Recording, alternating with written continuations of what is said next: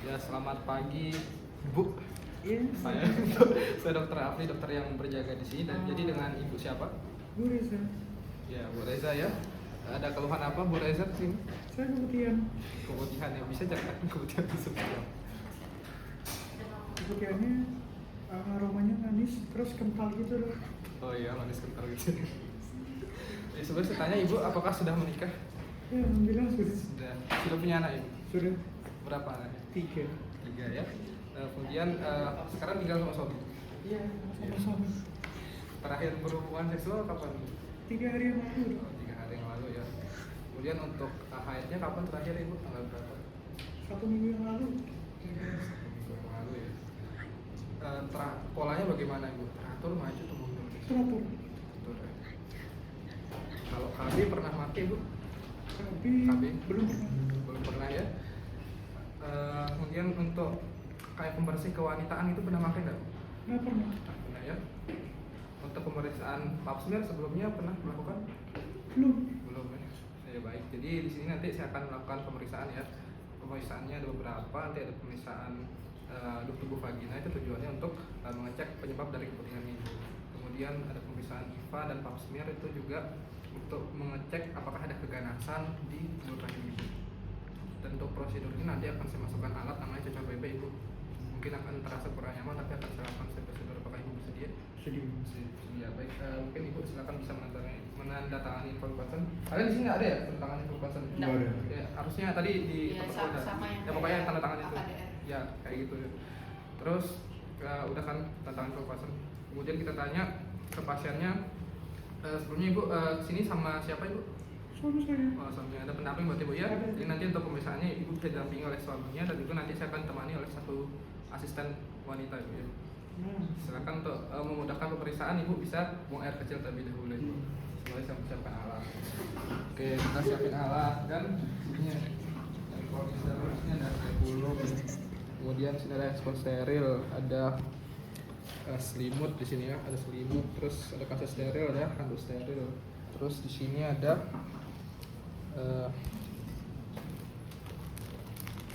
ada apa namanya?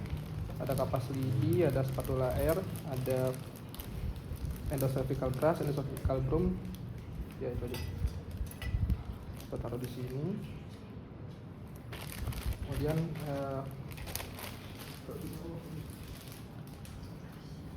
ini ada gelas objek ya. Jadi gelas objeknya itu kita direct dulu. Sini.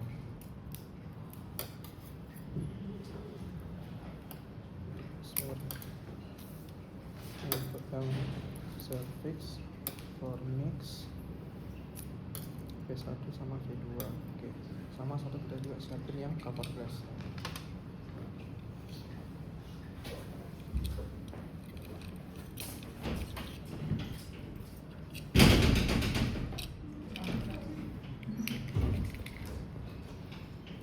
Di sini juga, ini kalau misalkan pakai yang endocervical broom dibuka ya, yang ini. Terus sama di sini juga ada alkohol, sama setat, NaCl, terus apa ini? KOH 10%. Sini ada pewarnaan gram. Ini untuk gelnya kita buka. Gelnya kita buka. Terus sama di sini ada kom alkohol, baskom klorin, terus orentan. Oh ya, sama ada kertas pH dulu, kita keluarin satu ya. Kita keluarin satu kertas pH-nya. Terus ya.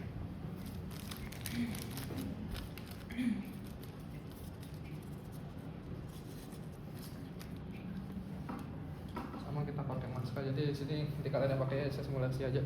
Saya pakai masker. Maskernya boleh dipakai pas persiapan alat. Terus, nah jadi sebelum ibunya datang tuh harusnya udah terpasang ini. Kita jadinya pasang ini dulu, baru kalau berdasarkan checklist ya, kita pasangin underpadnya dulu. Jadi kalau misalkan sudah terpasang, baru besok Ibu silakan Ibu bisa membuka celana dalamnya, kemudian berbaring di meja tindakan. Jadi untuk posisinya Ibu seperti orang melahirkan Bu ya. Jadi untuk kakinya dibuka, ya betul. Kemudian ditekuk Bu ya. Oke, baik. Lalu sama selimut ya, selimut. Saya pasang selimut guys. Di sini Bu pasang selimut. Oke. baru kita nyalain ini.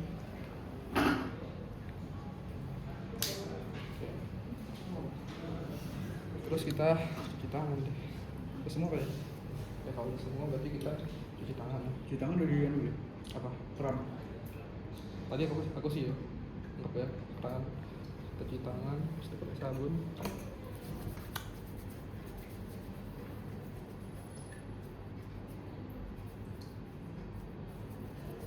Cuci tangan udah kan?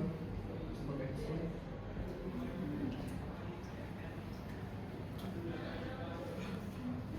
Oh iya, Anda harusnya keringin dulu ya. Saya sekali Pak. Tadi kita keringin dulu. Itu makanya saya dapat di video ini. Ya, kita keringin dulu. Aku lupa, harusnya ambil dulu ya.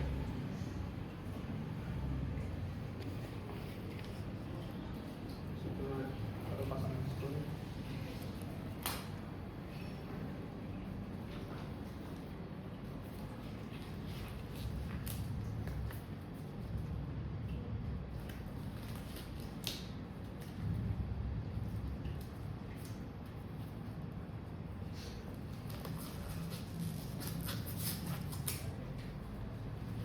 Kecil loh.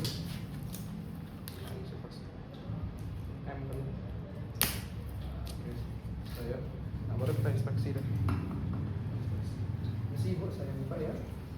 Nah pertama abdomen inferior. Jadi kita berdiri di samping pasien, habis itu inspeksi untuk abdomen inferiornya di sini. Nah, tidak terlihat adanya tanda-tanda scar, kemudian bentuknya normal, tidak distensi, lalu tidak ada tanda-tanda massa maupun inflamasi. Kemudian kita inspeksi yang bagian suprapubik juga tidak ada inflamasi, tidak ada tanda inflamasi maupun massa. Kemudian persebaran rambut di mons pubisnya merata, tidak ada tanda-tanda ekskoriasi. Kemudian ibu, saya permisi, saya tekan-tekan di sini ibu, apakah terasa nyeri ibu? Kayak kemudian di sini, apakah terasa nyeri ibu? Enggak ya. Tidak ada tanda-tanda pembengkakan KGB inguinal. Baru bisa kita lanjut duduk.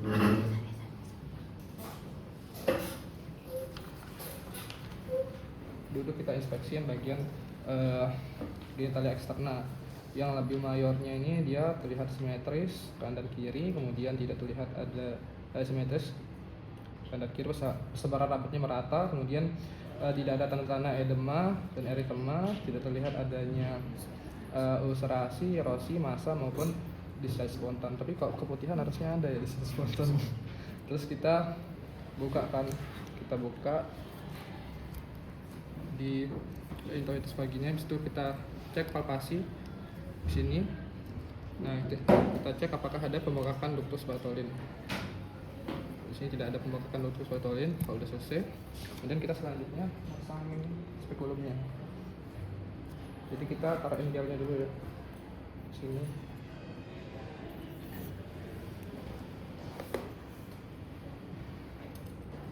Lalu diolesin di spekulum. Permisi ibu, saya masukin alatnya ibu, tarik nafas sedikit, relax aja ibu. Masukin, terus kalau udah 2/3 masuk, lalu diputar 90 derajat sampai kita buka, kelihatan. Kita kunci.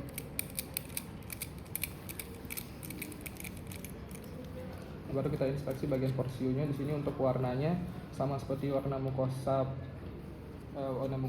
jadi pink kemerahan, tidak anemis dan tidak hiperemis. Kemudian untuk posisinya terletak di tengah. Untuk karakteristiknya, jadi untuk pembukaannya licin ya, tidak ada massa, tidak ada erosi, tidak ada ulcerasi, pendarahan, dan juga tidak terlihat adanya discharge spontan. Itu tergantung kasusnya. Harusnya ada sih kalau keputihan discharge spontan. Terus udah inspeksi kan, habis itu baru kita lanjut ke ini, ke pap smear. Mau pakai yang mana? Biru. Kalau yang biru berarti kita tangan kiri pegang spekulum yang biru. Yang birunya kita masukin ke endocervix. Jadi kita Kenapa udah pakai yang mana gini aja? Oke. Ya ini ya, jadi di endocervix ini kita putar 5 kali ke arah jarum jam ya. 1, 2, 3, 4, 5. Kalau udah kita keluarin, terus baru kita taruh di sini.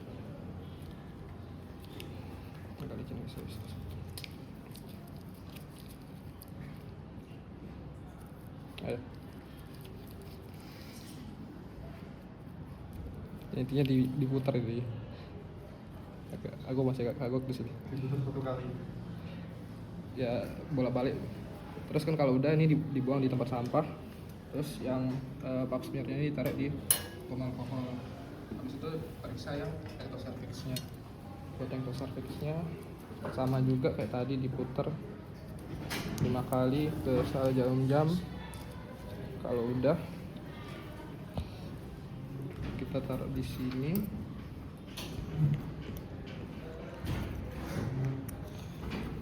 Tuh ini kita buang di tempat sampah.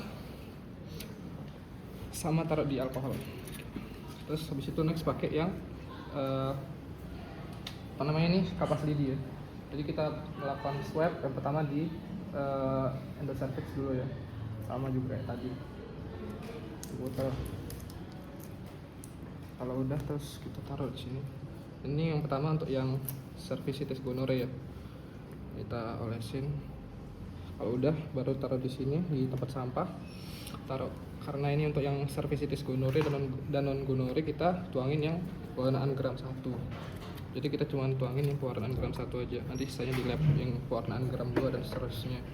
Ini kita taruh di bawah situ. Terus yang kedua untuk yang fornix. Nah, jadi untuk yang fornix berarti kita ambil dari bawah ya. Yang bagian fornix di sini. Ambil terus bagian fornix.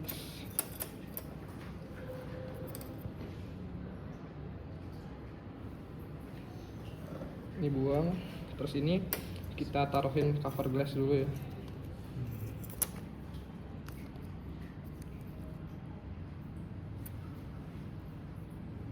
Taruhin cover glass baru taruhin NaCl. Ini untuk ngecek Trichomonas vaginalis. Jadi tujuannya ditaruh NaCl ini biar Trichomonas vaginalisnya nggak mati, supaya bisa diamati. Nah ini kita taruh di sini. Terus yang sekarang di dinding lateral vagina. Jadi kalau dicontohin sama dokter Yuyun tuh kita periksanya kanan kiri gini guys. Nah kita gosoknya kanan kiri. Yang pertama untuk yang V1. Yang V1 ini untuk yang bakterial vaginosis. Ini pakai yang sama pewarnaan gram 1 juga ya, yang ini. Kayak di sini. Terus satu lagi yang sama juga di dinding lateral vagina kayak tadi. Ini untuk yang candidiasis vulvovaginalis.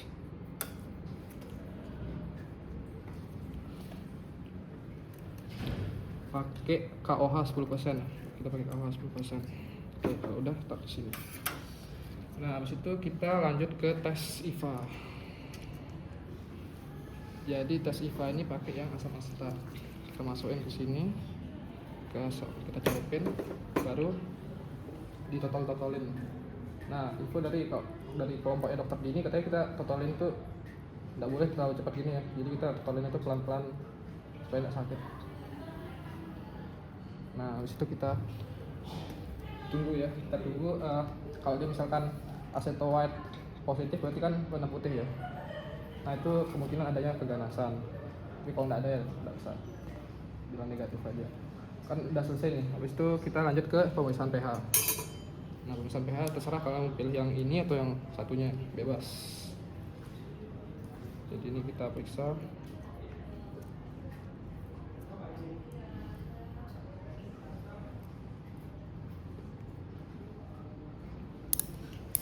Kita di lateral vaginanya kita gosok-gosokin gini. Itu kalau dicontohin di kelompok kayak gitu sih. Habis itu kita cek pH-nya berapa. Nah, kalau di sini berarti pH-nya 9. Di sini langsung kita buang di tempat sampah, ini taruh di klorin. Habis itu kan ini udah selesai ya. Udah semua ya? Ayo. Oke, baik Ibu. Di sini saya mau lepas ya untuk alatnya. Tarik nafas Ibu. Oke. Nah, kan kita putar 90 derajat nih.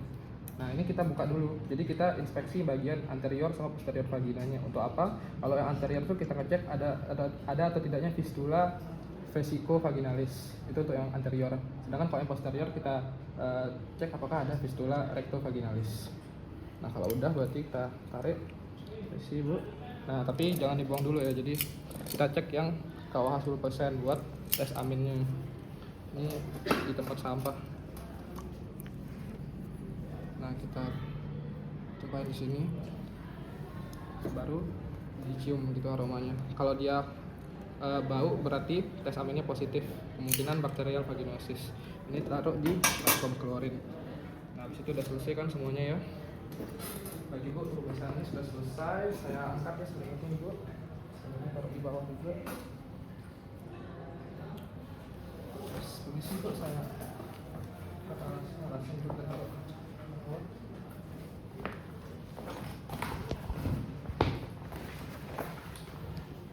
Habis itu kita cuci tangan, lepas handscoon dulu ya, lepas handscoon.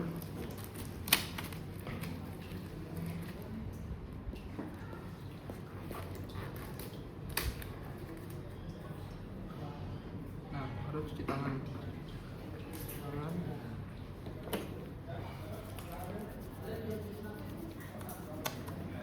Kalau misalkan harus strik 20 detik, jadi kalian setiap step itu 4-4, 1, 2, 3, 4, 1, 2, 3, 4, 1, 2, 3, 4, biar dia pas 20 detik. Sudah ya? Sudah selesai kan? Habis itu kita lanjut untuk pemeriksaannya. Bagi ibu, di sini untuk pemeriksaannya sudah selesai. Silakan ibu bisa menerapkan diri kembali, bisa dipakai untuk bahan dalamnya dan kembali ke tempat tadi. Akan saya jelaskan untuk hasil pemeriksaannya ibu. Habis itu kita balik kan tempatnya tadi. Baru kita kasih edukasi ke pasiennya. Bagi ibu, jadi di sini tadi untuk prosedurnya sudah selesai. Dari hasil pemeriksaan tadi yang pertama dari pemeriksaan tubuh vagina itu tidak ada tanda-tanda adanya bakteri maupun jamur. Terus kalau yang IVA juga tidak ditemukan keganasan, tapi kalau yang pap smear itu harus ditunggu dulu 3-7 hari. Nah kalau misalkan hasilnya normal, nanti ibu bisa cek kembali 6 bulan sampai 1 tahun kemudian. Kalau ada pertanyaan?